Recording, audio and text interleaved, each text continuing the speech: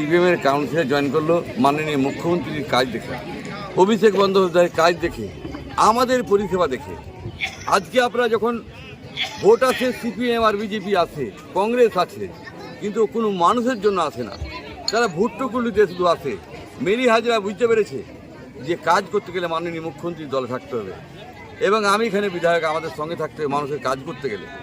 তাই আজকে মেরি হাজরাকে আমরা স্বাগত জানাই।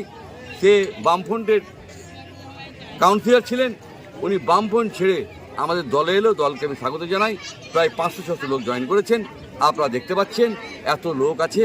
তাই আমি বলবো যে আপনারা মিডিয়া ভাইরা যারা আছেন, আপনারাও যেন এই সঠিক খবরটা করবেন। আমরা চাইব মাননীয় মুখ্যমন্ত্রীর যে প্রচার, 12 লক্ষ যে বাড়ি দিয়েছে, এই পুরসভার যে কোনো কাজ আমরা আছি।